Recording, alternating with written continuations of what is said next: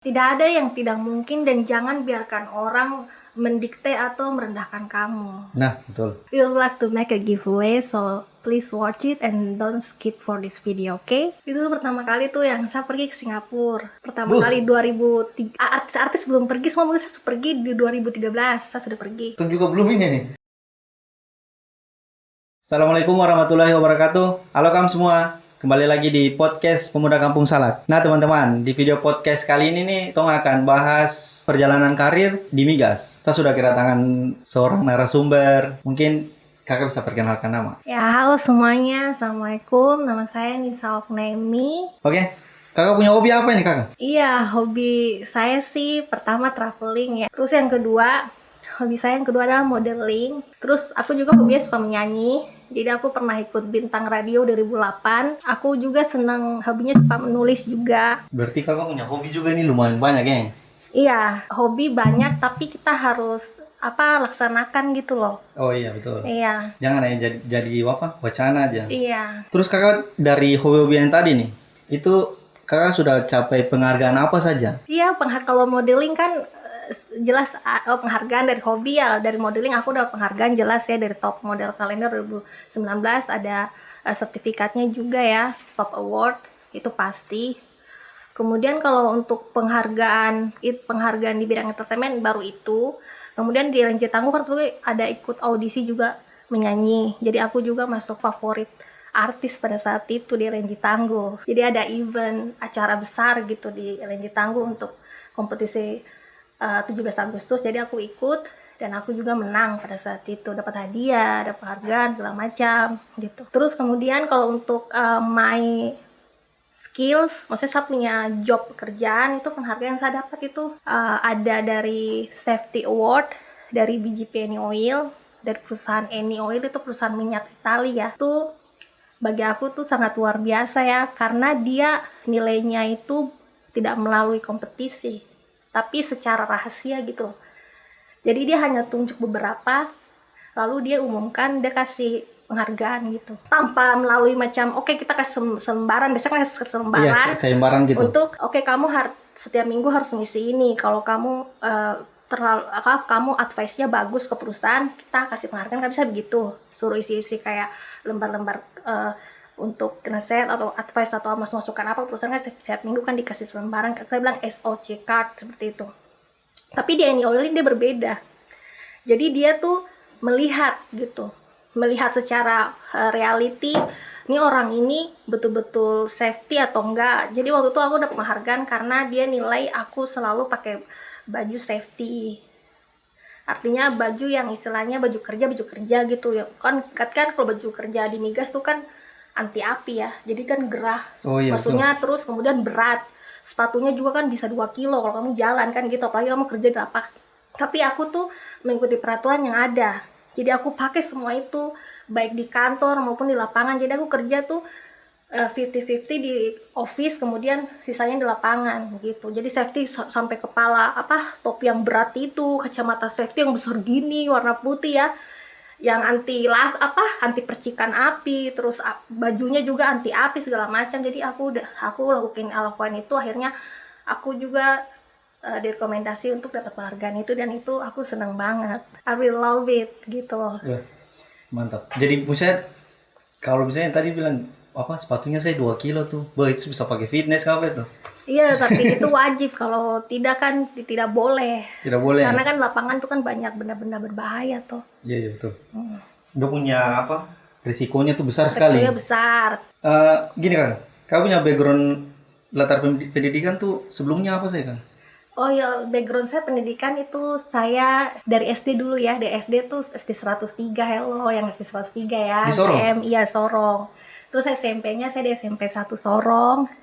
Kemudian SMA-nya saya di Sumea, SMA ke-8. Terus kemudian saya lanjut ke D3, saya ambil di Da Vinci, Politeknik Papua Internasional. Jadi saya ambil D3 itu di kampus Belanda pada saat itu. Kampus Belanda? Iya, jadi dia ada kerjasama antara Sorong dengan Belanda. Jadi cabangnya di sini yaitu dari Da Vinci Dordrecht, namanya di sini Da Vinci Politeknik Papua Internasional. Waktu itu kan memang motivasi saya kan ingin bisa bahasa Inggris.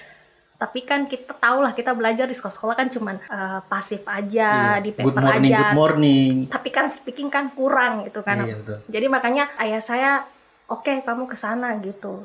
Jadi aku masuk ke sana, aku daftar.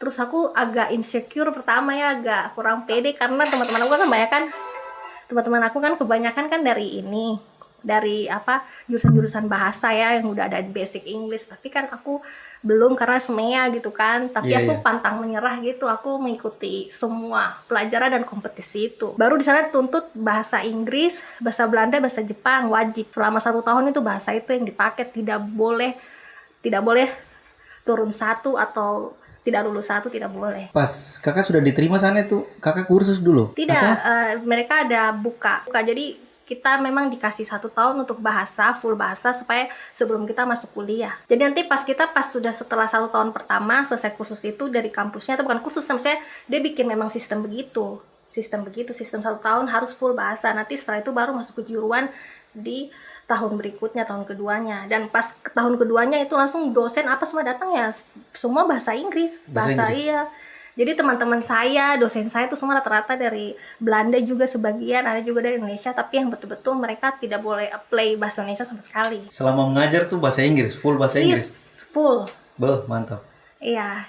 Saya pikirnya nih gini kakak, maksudnya kalau misalnya kita lolos kuliah begitu, kita harus punya minimal bahasa Inggris lah toh, sudah kuasai, padahal tidak juga ya. Waktu itu saya lewat interview aja sih. Interview kayak face to face dengan dia punya ibu direktur. Dia hanya tanya motivasi kamu apa, itu saja yang dia nilai. Tanpa lihat kamu punya kan tahu memang di khusus Indonesia kan memang tidak semua orang bisa speaking English very well gitu. Jadi dia hanya lihat motivasi kamu apa.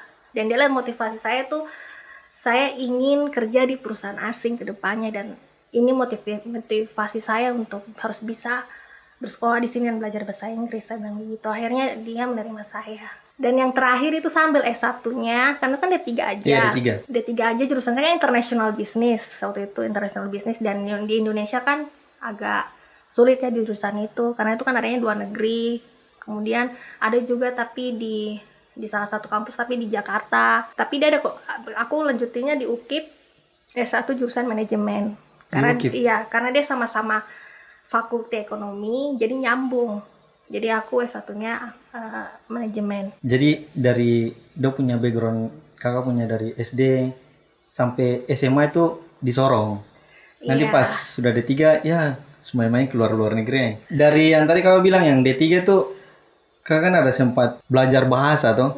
Sudah berapa bahasa sampai maksudnya kakak sudah kuasai sekarang? Kalau saya sih bahasa Inggris, bahasa Belanda, terus bahasa Jepang. Kemudian saya kerja memang dengan perusahaan Perancis atau Italia, tapi saya hanya bisa, maksudnya saya sekedar tahu. Memang saya tahu sih sedikit karena saya bekerja dengan mereka.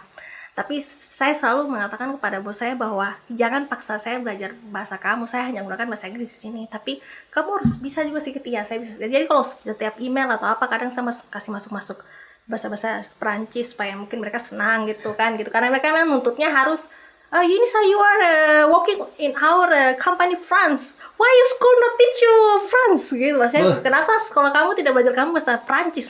Gitu-gitu. Tapi saya bisa beradaptasi gitu loh. Dia mengatakan bahwa kenapa sekolah kamu tidak memberi pelajaran Perancis begitu. Terus akhirnya saya belajar sedikit untuk menyenangkan mereka. Mungkin kakak bisa kasih sampel dari bahasa-bahasa yang menurut kakak gampang aja. Yang gampang-gampang, kalau Japanese ya, kalau Perancis ya paling ya. Oh gini maksudnya kakak pakai bahasa baru bilang kamu akan adakan giveaway. We would like to make a giveaway, so please watch it and don't skip for this video, okay? Itu bahasa Inggris? Iya, itu artinya kita akan melakukan giveaway di akhir. Jadi teman-teman jangan skip, harus nonton video ini sampai habis. Kalau Belanda? Kalau Belanda, Belanda tuh masih ingat sedikit-sedikit sih. Belanda tuh kayak sehari-hari aja sih, sehari-hari. Sudah lama nggak praktis karena aku nggak kerja di perusahaan Belanda itu. Tapi kayak I have kaketen, saya ingin makan, I have drinken, ya aku minum. Itu udah punya logat beda-beda berarti? Belanda tuh hampir mirip sama Jerman, tapi cuman pronunciation aja kayak Guten Morgen, kalau Jerman kan Guten Morgen gitu. Bedang, Dankjewel gitu. My name is Nisa, ik woon in Sorong. Kalau Jepang itu seperti kayak watashi wa nai wa Nisa desu. Perkenalkan nama saya Nisa Hokunemi. Kayak gitu. Doso yoroshiku gitu. Apa, nice to meet you. Arigatou gozaimasu. Terima kasih banyak. Kakak tadi ada sempat bilang juga yang rilis buku, apa maksudnya? Berarti penulis, karya Iya, tulis. saya pernah publikasi. Publikasi. Itu Iya. sudah apa? Sudah pernah dirilis? Iya, itu dirilis waktu itu. Memang itu waktu itu kan ada tuntutan kampus ya pada saat itu, untuk kelulusan wajib membuat dari kampus Da Vinci waktu itu. Jadi waktu itu bukunya judulnya Moi on Tribe, tentang budaya ya, cross culture management, tentang cross culture management. Jadi itu bagian tentang budaya secara internasional begitu. Tapi orang di luar negeri kan belum tahu Papua. Dan ini sesuatu yang ilmu yang unik yang mereka pengen tahu gitu waktu itu. Jadi disuruh membuat dari daerah Papua waktu itu. Jadi saya ambil suku Moi pada saat itu. Jadi bahasa dalam dua bahasa, Indonesia dan Inggris. Judulnya Moi on Tribe of Moi pada saat itu. Jadi itu melalui banyak proses lah, karena kan Inggrisnya juga harus Inggris yang secara ini mau dipublikasikan di Universitas Leiden, universitas ada yang ada di Belanda yang terkenal di seluruh dunia. Jadi yang baca itu kan bukan anak-anak SMA ya, pasti orang-orang yang berpendidikan lah, profesor segala macam. Jadi tingkatan bahasa Inggrisnya tuh harus di atas. Jadi itu banyak sekali editing dilakukan, banyak sekali evaluasi, banyak perubahan. Jadi memang tuh tidak segampang tinggal magic tag jadi tidak. Itu Syarat untuk lulus kan? Iya, syarat tutup. Dan kemudian itu harus melakukan penelitian, dan itu berdasarkan penelitian jadi harus melakukan penelitian ke lapangan. Jadi memang narasumber saya waktu itu kepala suku juga termasuk. Terus jadi kakak ke Moi? Iya, suku Moi, kepala sukunya, belajar tentang bagaimana pernikahannya mereka. Kan mereka punya ada aturan tertentu. Kemudian kalau suku ini terpisah dengan ini, bagaimana interview, harus ada kasih bukti recordingnya segala macam. Jadi itu betul-betul ilmiah yang akan didedikasikan dan dikirim waktu itu. Sekarang posisinya di kampus Leiden, dan direktur saya sekarang bertugas di sana. Jadi itu tuh tidak bisa sembarang ya kan, tidak, karena memang harus ada buktinya toh. Iya, jadi itu seperti kayak penelitian ilmiah lah waktu itu.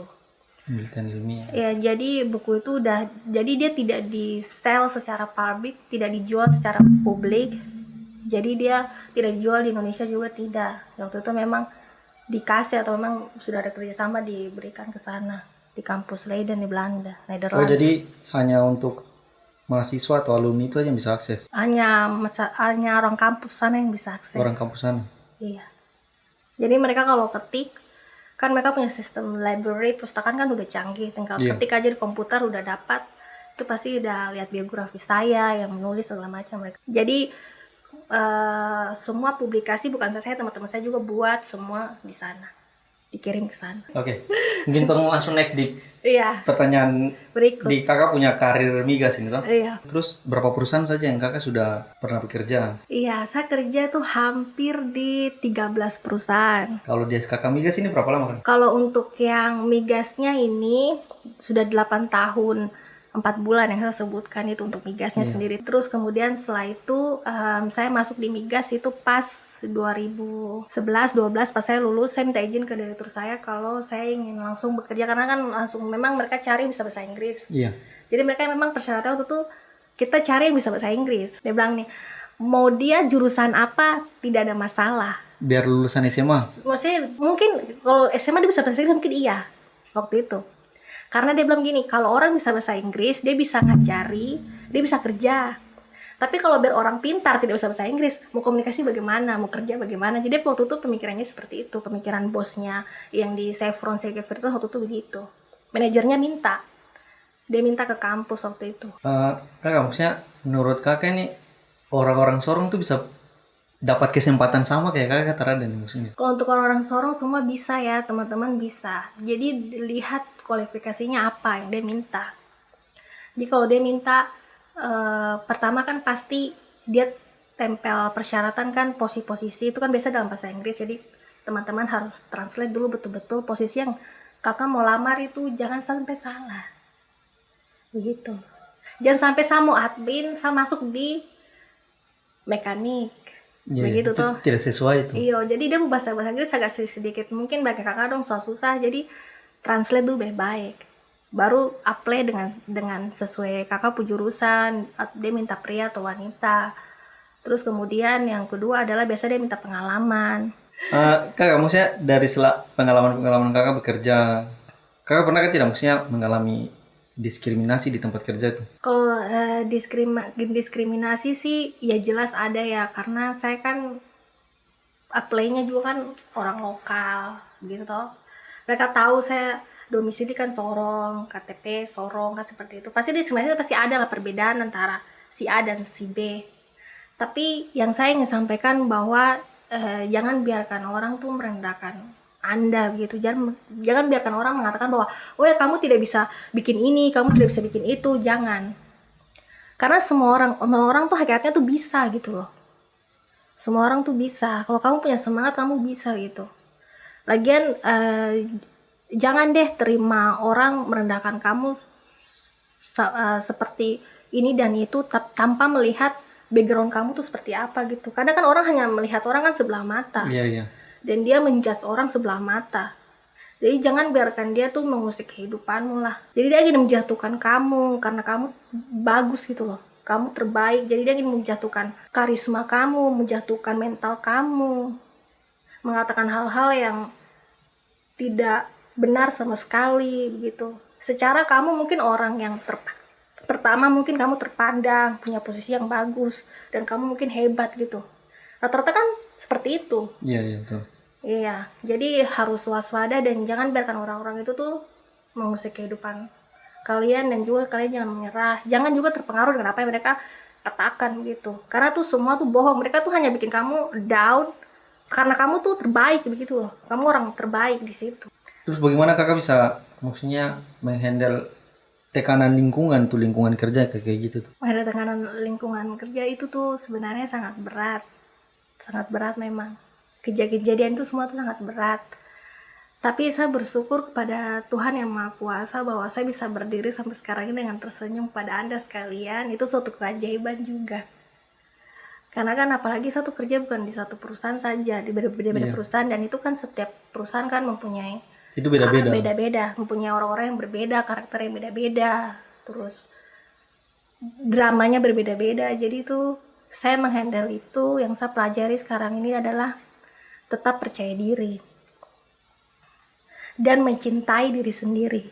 Itu perlu, itu sangat sulit, tapi sebenarnya itu simple. Love yourself, cintai dirimu sendiri, itu sangat simple, tapi kadang orang tidak peka gitu loh. Maksudnya gini, kalau orang datang minta tolong ke kita tolong toh. Yeah. Tapi apakah kita pernah pikir kita tolong kita diri sendiri gitu? Itu yang pertama gitu loh. Kita cintai kita diri dulu yang pertama. Begitu loh. Itu yang paling penting, love yourself. Gitu. Terus kalau untuk saya kalau beban-beban, kalau saya lagi under stressful atau depression atau kayak itu seperti rasa kayak batu besar yang tumpuk di saat punya kepala gitu, kayak berat sekali gitu. Maksudnya kayak macam kadang orang pikir aduh mati aja deh, kadang pikir begitu kan. Iya. Kadang pikir begitu, kadang pikir saya nggak bisa lanjut lagi hidup begini. Kadang ada pikiran itu lewat, kadang saking terlalu stres depresinya itu. Berarti dia punya tekanan sudah parah kadang sekali. Kadang sampai bilang gini, sudah nggak kuat, karena itu kan kalau kita udah kejiwaan begitu kan kadang mempengaruhi kita punya fisik kesehatan juga. Nah itu tuh alhamdulillah tuh saya punya sahabatku yang terbaik, dia selalu DM saya, dia selalu bilang gini, Nisa go to Bali, kesana refreshing. Iya. Jadi ketika saya dengan dia, saya merasa bahagia karena itu semua bisa hilang gitu dalam beberapa minggu. Terus kakak, bagaimana solusi untuk menjaga kesehatan mental? Misalnya kan tadi kakak bilang tekanannya sudah parah baru terlintas, kayaknya saya semua kasih akhiri sudah kapan? Itu bagaimana itu kakak? Itu tuh pertama tuh larinya tuh pasti ibadah ya, Iya, sholat. betul. Itu tidak ada hal lain, tidak bisa curhat di HP terus kita merasa bahagia juga tidak bisa. Tidak akan bisa selesai juga. Jadi itu pasti larinya pasti bersujud lah ke Maha Kuasa, minta pertolongan tuh pastilah, selalu itu saja larinya pasti ke musola. Itu tidak ada tempat lain, ke musola.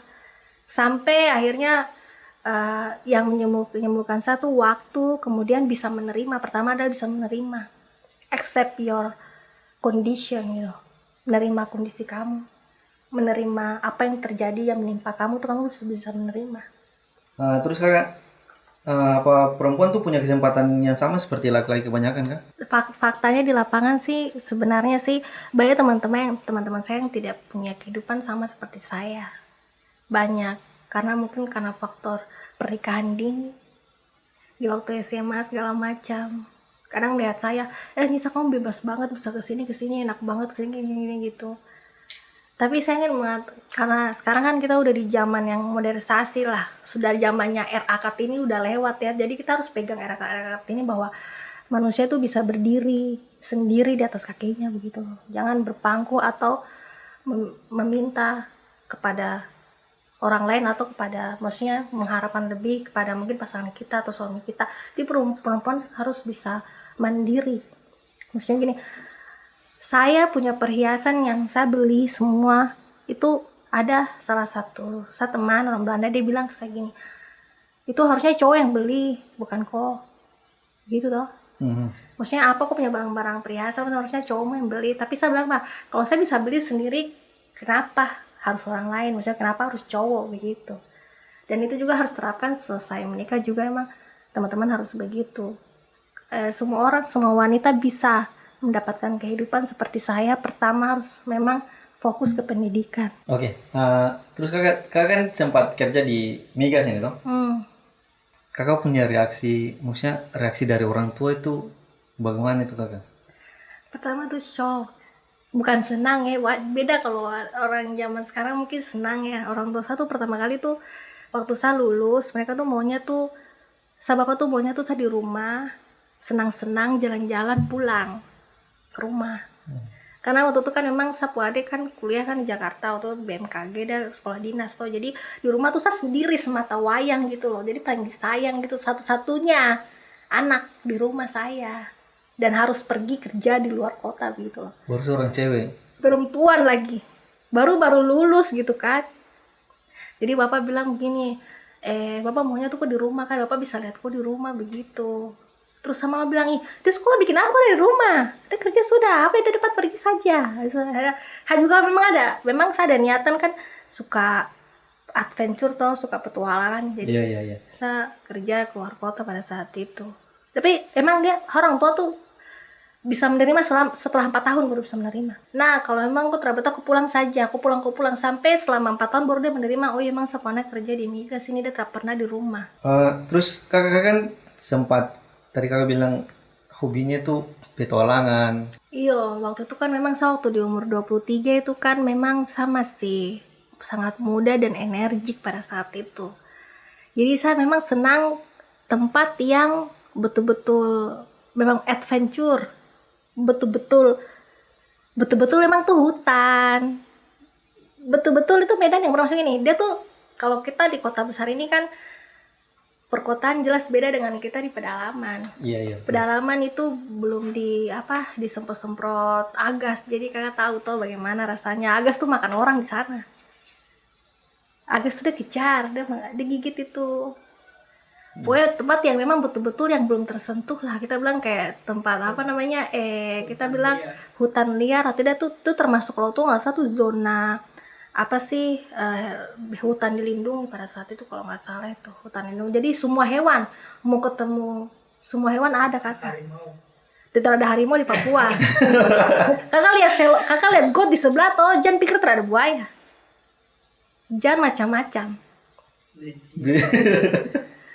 Sampai apa soa-soa, terus sampai cendrawasih. Soa dan komodo itu sama kah beda? Beda, komodo lebih besar. Itu tuh sampai kakak saya pernah gym kakak. Saya lihat buaya tuh, buaya yang kecil segini nih, buaya bayi nih segini nih. Dia panjat Panjat apa namanya? Oh. Panjat pohon depan saya. Buaya itu bahaya juga. Baru kakak saya ini lagi gym begini. Saya kira buaya darat. Tak ada. Baru kakak tahu. Saya waktu mau masuk kantor saja itu depan saya tuh hiu. Jadi kan ini jadi kan saya waktu itu kan proyek di BJP Wimro tuh kan dia punya kan pulaunya kan di tengah dikelilingi rawa-rawa tuh tau muara begitu. Kakak saya masuk pintu saya tuh sebelah tuh hiu, dia pu anak-anak 8, baru tidak ada pu induk toh. Teman-teman gini saya tuh kalau ada pu anak ada pu induk. Itu saja. Itu dipiara ya? Tidak tuh, karena itu kan di- kita kan di tempat pedalaman tuh, Iya, memang di tempat maksudnya belum- betul-betul hutan-hutan bebas begitu, bukan hutan-hutan yang kita pergi di hutan lindung itu beda. Itu tuh masih kota. Nyenduk pagas tuh kejam sekali daripada Ya, itu. nyamuk. Dia bisa bawa pukulin nyamuk ke pagas tuh. Dia sekali sedot kok kunang-kunang. Next, kakak kan suka traveling ke luar kota sampai ke luar negeri juga ya. Iya. Terus budaya apa yang sampai buat kakak terkejut? Maksudnya, wis ada satu kota yang budaya mantap sekali ini. Itu budaya apa kakak? Itu pertama kali tuh yang saya pergi ke Singapura. Pertama Buh. kali 2003. Artis-artis belum pergi, semua mulai saya pergi di 2013. Saya sudah pergi. Itu juga belum ini nih. 2013. Itu saya pergi ke Singapura itu, saya pas turun di Merlion Park begitu, saya lihat saya menyeberang gini, saya menyeberang, saya baru kasih naik kaki sedikit saja, itu mobil apa semua tuh berhenti dari jauh. Mungkin dari saya jarak tuh sejauh berhenti, kakak. Sudah berhenti. Kalau saya pergi ke Yogyakarta, ke Malioboro, kakak, itu mobil, motor tuh semua lengket dengan sapu kaki dan sapu badan. Saya tertipu, jalan tuh tidak bisa jalan. Menyeberang tidak bisa menyeberang. Kecuali lampu merah ya. Kakak di Singapura sana tuh setiap menit tuh CCTV, setiap sudut. Tidak boleh buang ludah, tidak boleh buang sampah. Setelah ini saya mau prank dulu, mau buang sampah. Saya bilang, kok dapatan di Singapura, saya bertanggung jawab. Stop bikin masalah, mana gitu. Terus kakak, maksudnya kan kakak cerita-cerita kakak punya perjalanan karir. Apa setiap perempuan tuh dia bisa dapat kesempatan sama kayak kakak terada nih? Itu lagi yang pertama. Yang pertama tuh kan kita sudah di modernisasi ya, wanita tuh kalau bisa pendidikan tuh yang paling penting. Hanya bilang aja education is important for everybody, for woman especially ya. Jadi untuk wanita tuh sangat penting. Jadi wanita-wanita tuh pada umumnya tuh jangan putus sekolah. Pertama itu. Kalau ada kesempatan untuk kuliah kejar. Dan jangan takut saya nikah nanti tua, jangan. Kalau emang mau berkarir ya berkarir gitu loh. Jangan menyepelekan pendidikan, karena pendidikan tuh penting, karena ketika kau ingin ke suatu tempat atau ke suatu jangan kan kalau kita mau ke perusahaan kan pasti minimal S1 toh kan seperti itu. Kalau kita mau ke luar negeri ada minimalnya juga luar negeri. Pendidikan juga ada minimal ke luar negeri. Kalau macam saya mau bekerja di luar negeri, saya harus minimal pendidikan juga S1. Seperti itu. Terus bahasa Inggris juga paling penting. Keahlian komputer juga penting. Gini kakak, bagaimana pendapat kakak ini? Bagaimana kakak melihat peran wanita yang selalu terbelakang? Maksudnya dia punya cita-cita itu tidak seperti apa yang mereka harapkan sebelumnya. Tanggapan kakak itu maksudnya gimana? Kebanyakan banyak sih wanita yang merasakan seperti itu. Mereka mengharapkan seperti ini, tapi dapatnya tidak seperti ini. Apalagi banyak kendala. Iya betul. Faktor apalagi setelah menikah, seperti itu. Iya, sudah berbeda lah. Berbeda, dia punya tanggung jawab sudah beda. Iya, apalagi dari awal tuh pasti mimpinya besar. Iya. Angan-angannya tinggi, seperti itu. Jadi yang saya ingin sampaikan kepada para wanita di sana, bahwa walaupun tidak ada waktu yang telat, tidak ada yang terlambat. Jadi cuman setiap orang kan punya waktunya masing-masing gitu loh. Punya waktunya masing-masing. Jadi bagi yang dari sekarang sekolah ya sekolah dulu. Jangan fokus pacaran. Kalau studi dulu itu lebih baik. Kalau karir dulu. Tapi bagi yang sudah menikah juga, saya hanya bilang kesempatan juga bisa ada. Kesempatan bisa ada juga. Jadi kalau memang bisa lanjutkan sekolahnya, kuliahnya, kemudian kalau memang dia mau cita-cita yang jadi seorang dosen atau kerja di suatu perusahaan, ya dia bisa buat itu jadi nyata sesuai kualifikasi yang diminta oleh perusahaan tersebut. Iya, iya. Atau mungkin kualifikasi yang diminta oleh universitas tersebut. Dan tidak akan mungkin, jangan berpikir bahwa ini tidak mungkin, pasti mungkin. Wanita dan laki-laki itu sama. Jadi kalau laki-laki bisa, kamu juga bisa. Gitu. Arti kesuksesan menurut kakak ini apa nih?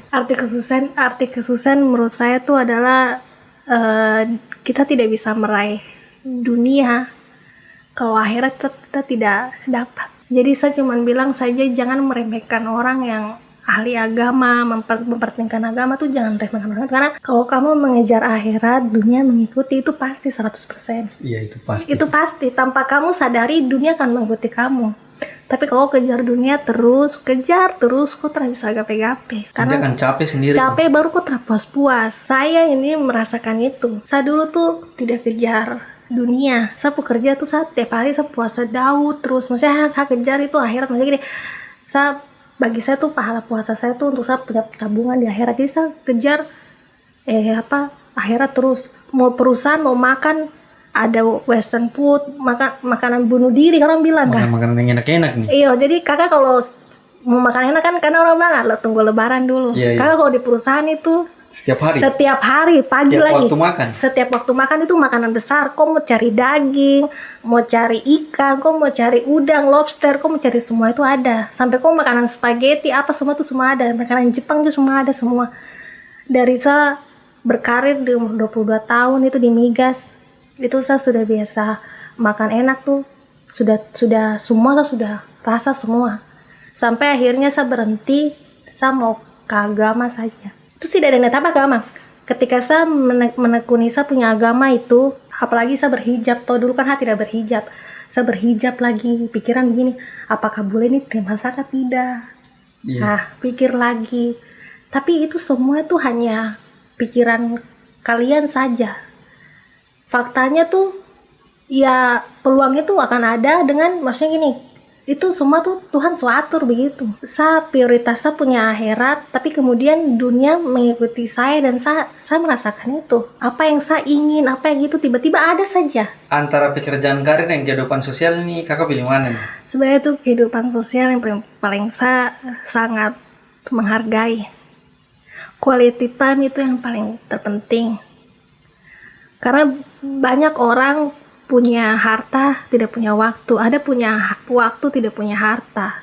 Karena seperti itu. Iya. Ada yang tidak bikin apa-apa, dapat uang, itu investasi, terus seperti itu. Ada yang begitu. Nah, kalau saya pribadi ini di posisi yang tidak ada waktu sama sekali. Saya kerja itu saking sibuknya tuh di migas tuh beda dengan orang kerja di pulang pergi jam 5, pagi-pagi punya.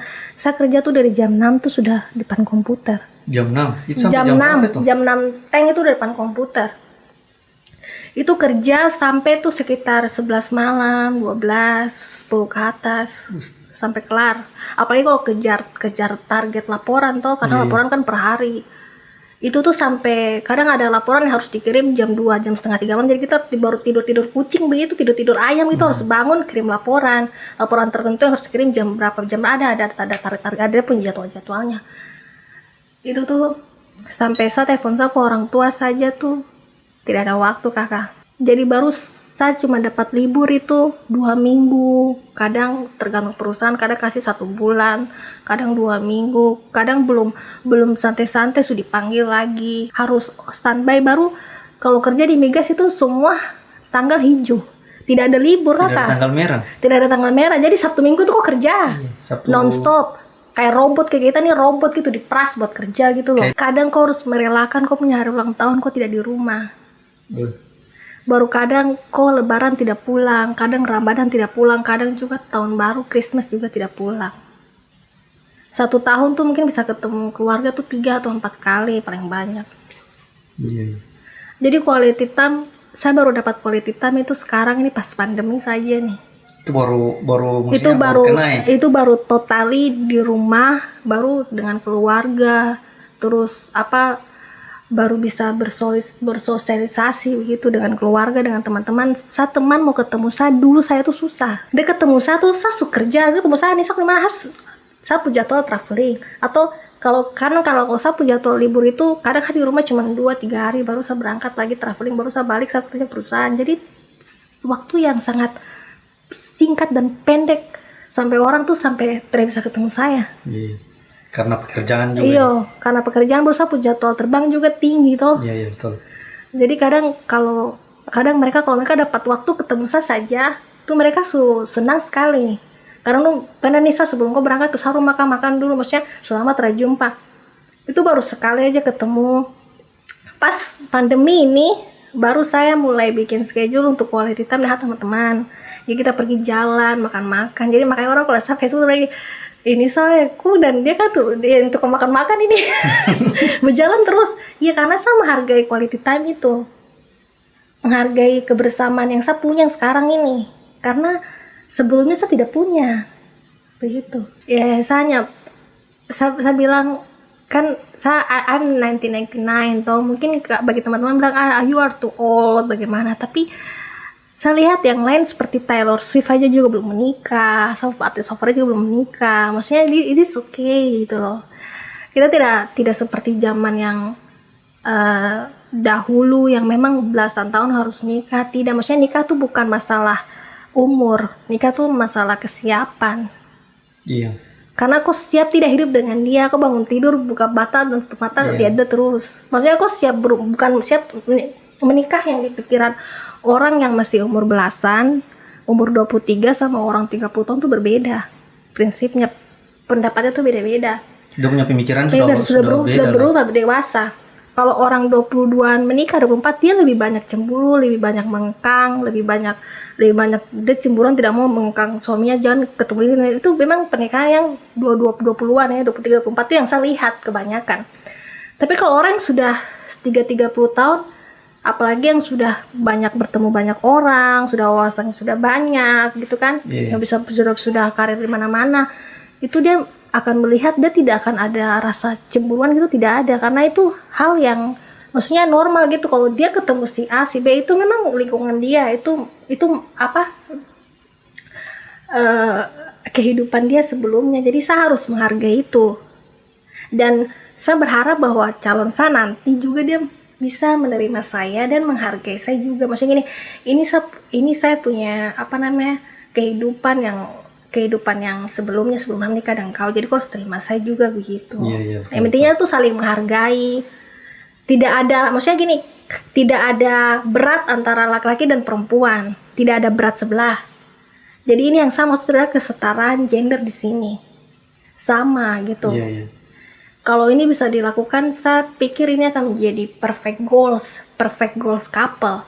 Bisa jadi kesempurnaan pasangan couple yang terbaik, saya rasa begini. Jadi perempuan juga tidak merasa tertekan, tertindas, tidak akan merasa bahwa gitu. Jadi dan laki-laki juga tidak akan merasa bahwa ini tidak hargai saya, tidak. Terus kakak punya visi dan misi ke depannya ini seperti apa nih kakak? Saya punya visi dan misi ini alhamdulillah kan.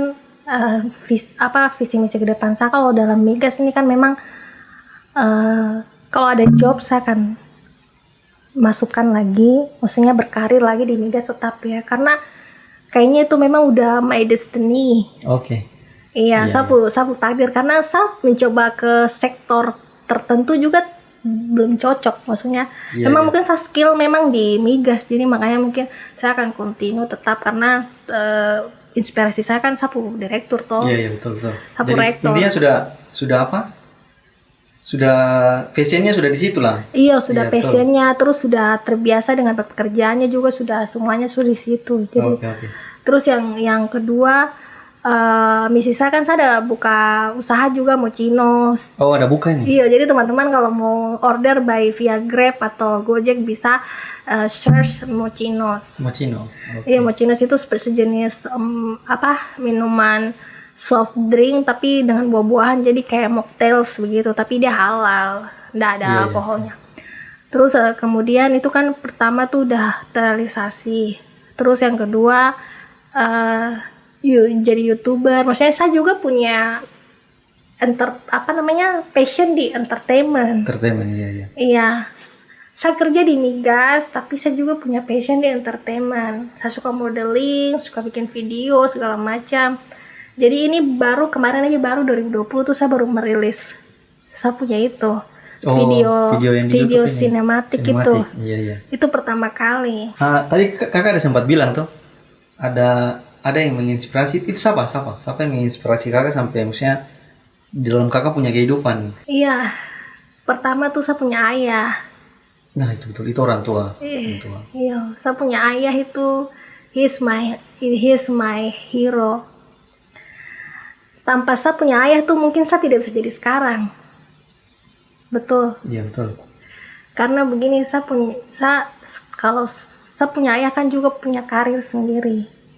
Dia korbankan dia karir buat dia punya anak-anak agar dia anak bisa kuliah, sekolah, sampai sukses. Kalau saya tidak kuliah, tidak mungkin saya jadi Nisa yang sekarang ini. Iya.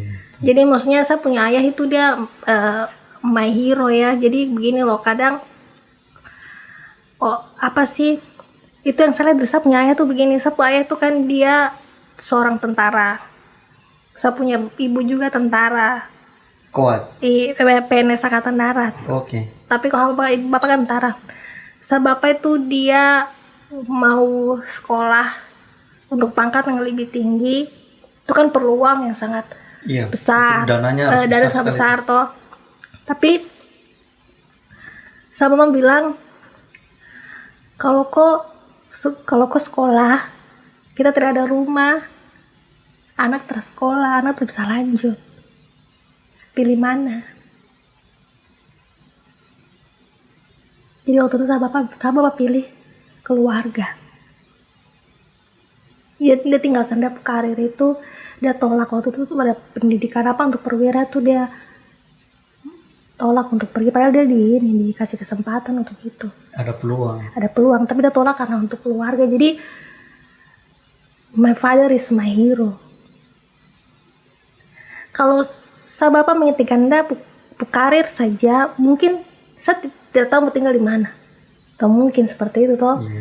Sekarang saya orang tua punya segalanya, punya rumah, karena dia penting waktu itu memang kalau memang kan kalau untuk pegawai negeri kan memang yang seperti itulah toh, maksudnya mau pangkat tinggi tapi kan gaji naiknya tidak seberapa lah, beda dengan migas kan seperti itu. Kalau migas kan oke, saya pergi 3 bulan pasti kan saya pulang dengan bawa hasil yang banyak gitu, maksudnya seperti itu. Tapi ini kan beda sektor antara ayah saya dengan saya begitu. Tapi saya menghargai itu, dan saya bapak selalu pesan ke saya begini, namanya kerja tuh banyak yang tidak enaknya.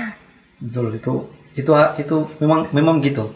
Jadi tidak selamanya harus enak, gitu. Iya. Saya bilang kalau ada apapun tuh kau terima saja. Dia memberikan, sebenarnya bahasanya tuh simpel, tapi maknanya tuh dalam gitu. Maknanya tuh dia ajarkan saya untuk bersabar.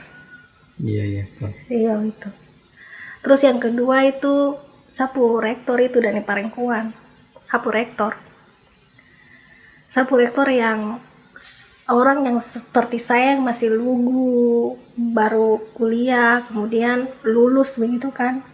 Memang di kampus kan saya banyak handle project juga, project IO, event organizer kampus, yang kita beri kayak kampus banyak lah event di kampus toh, banyak kayak ada challenge cup, ada sport, olahraga apa, pertandingan. Itu saya dipercaya karena saking saya prestasi, saya dipercaya jadi ketua sama supervisor untuk 14 proyek organisasi. Jadi waktu itu dengan target profit harus di atas paling ada 40, 80 sampai 100 juta lebih profit satu kali event. Harus dapat profit itu, saya harus kejar target.